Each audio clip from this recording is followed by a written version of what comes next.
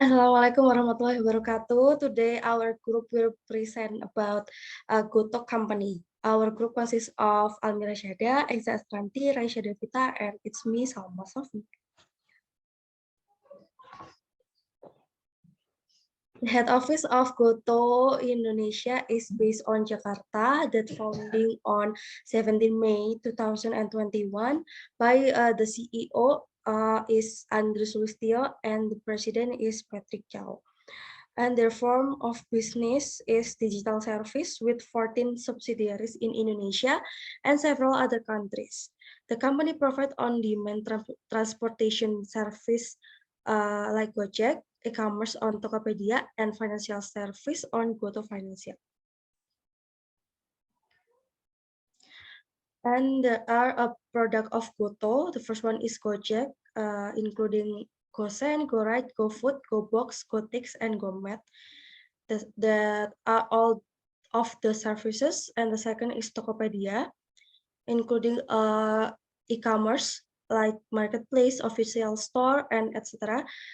Logistic and fulfillment, and advertising and marketing technology like display advertising.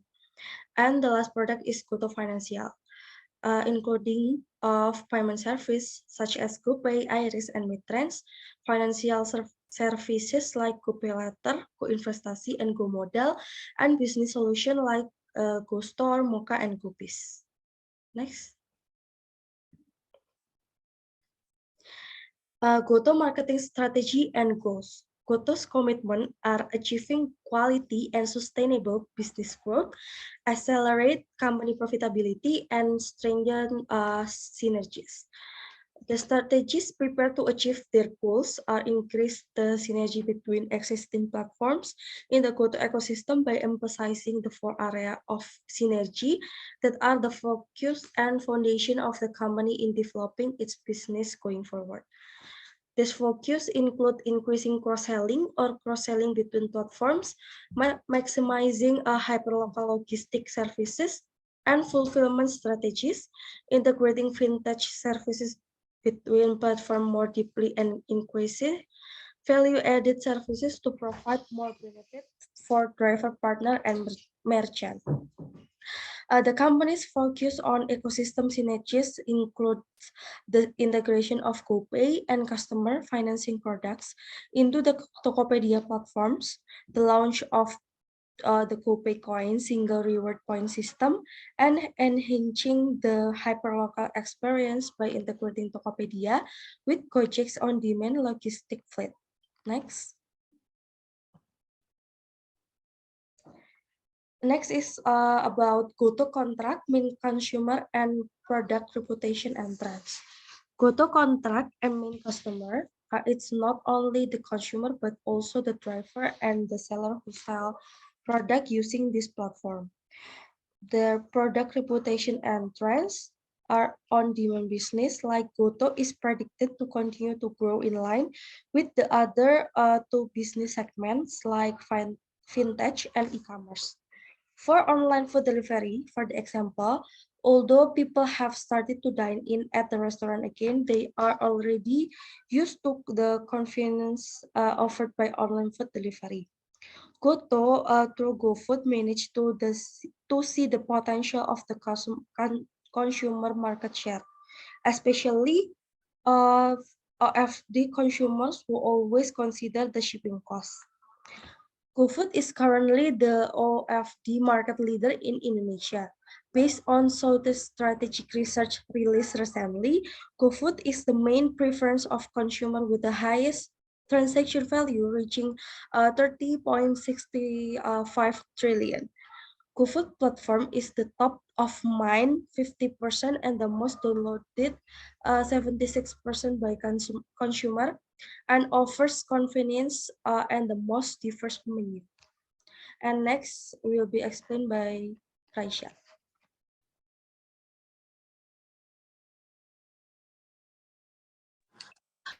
Okay, so next I will talk about GoTo Guarantee. So Gojek, especially for Gojek ya. Gojek comes with the timely guarantee program for GoRide and GoCar consumer using voucher. So the consumer can use the timely guarantee voucher, so that if the driver cannot fulfill their work on time, they can use the timely guarantee voucher. And then Goto have a cooperation with BPJS to encourage the public to become Gojek partner, because the society have been given the easy access to social security services, like BPJS for the example. And Goto provide rebalance guarantee if the consumer submit a claim for the rebalance guarantee. So the consumer needs to submit a claim before they use the Gojek, so that they can claim the rebalance guarantee. Next, internal control by Gojek company. It will talk about the risk of Goto company, especially for Gojek. So the risks are, first one is OPIC or order fictitious order are orders that are intentionally made by online driver in order to achieve the target point or trip. So when it is achieved, the driver get the incentive or bonus from the company, right? The way is the driver creates a fake customer account on a different cell phone from the cell phone that usually used for the driver account. Then the driver makes an order with a destination location who has the short route. After the driver received the order that they met himself and complete the order. So to against the fictitious order, Gojek developed a technology, namely database processing system, which is able to help the control team find driver data that has been detected as cheating. Gojek implements a suspension system for Gojek driver to prevent fraud or irregularities in every Gojek application transaction. The suspension policy is also considered to protect Gojek consumer.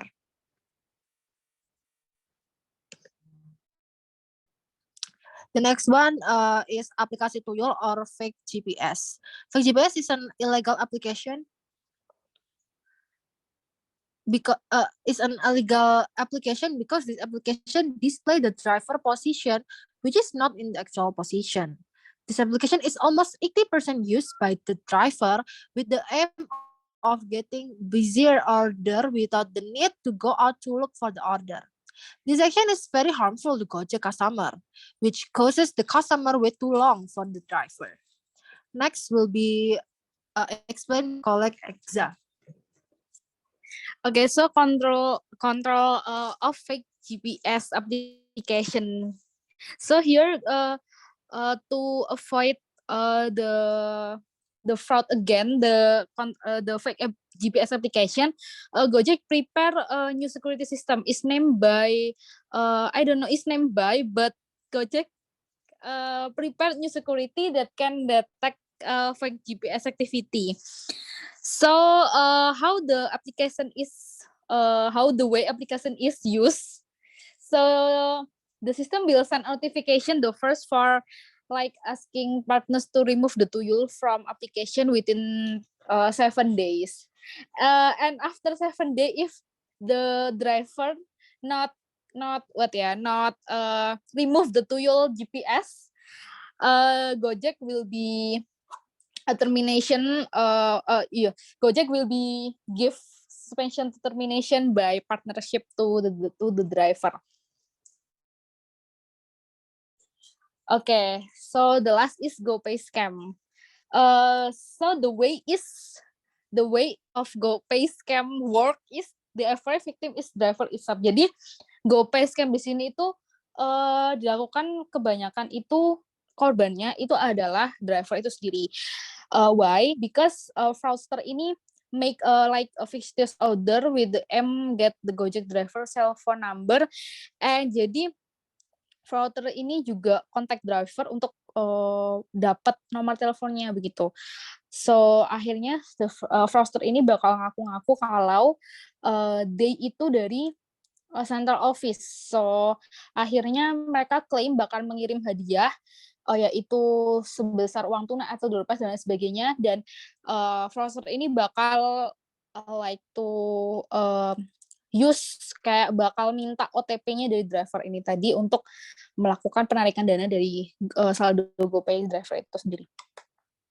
So, what the control against GoPay fraud by Goto company?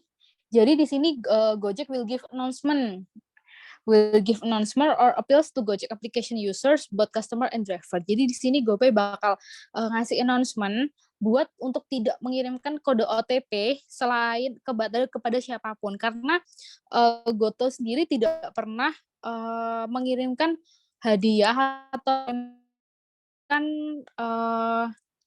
berhadiah apapun tapi dengan syarat meminta kode OTP. Jadi itu sangat tidak diperbolehkan, dan di sini kontrol against-nya dari Goto itu dengan memberikan announcement. Nah, so input apa yang bisa kita kasih ke Goto company? The first is strict action such as imposing fines, warning letter, or dismissal can be carried out by Gojek companies to driver and company employee if they commit fraud. Jadi kayak sanksi yang berat sekali bakal dikasih jika Gojek company to driver company itu ada commit untuk fraud. Mungkin bisa dipas dulu. Yang kedua itu to control fraud itu Gojek company should from new line department such as security department. Jadi di sini Gojek Goto itu making kayak securities department untuk mencegah fraud yang ada di Goto itu sendiri. Lalu yang ketiga, customer service needs to be improved in order to control complaints. Jadi di sini Goto itu mengimprove customer service mereka untuk agar komplain-komplain yang ada di customer yang di drive itu bisa cepat diterima dan Goto bisa cepat diterima Goto dan bisa langsung dipublikasikan, bisa langsung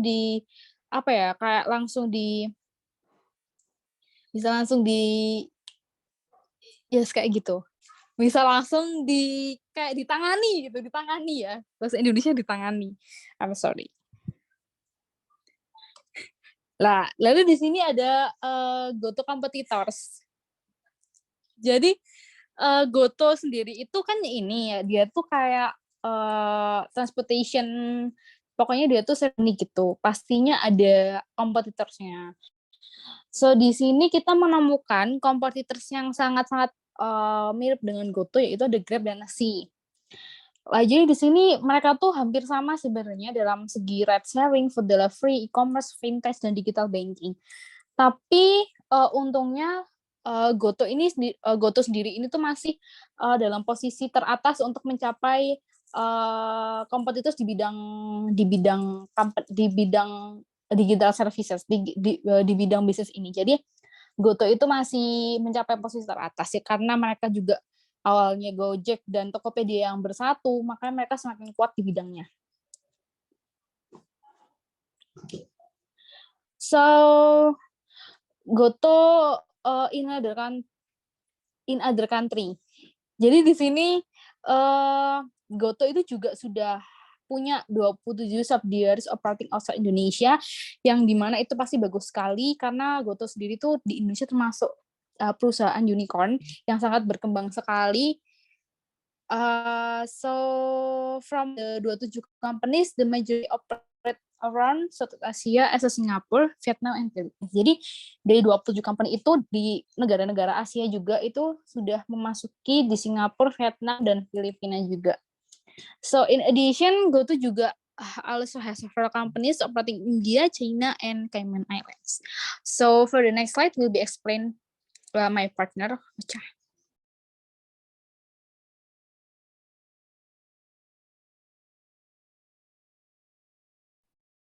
Okay, so here's the consideration statement of profit and loss, comprehensive income for the year ended in December 21st and December 2020. So in this statement, in this profit and loss statement, it can measure a company's sales and expenses during a specific period of time. Slide-nya keganti.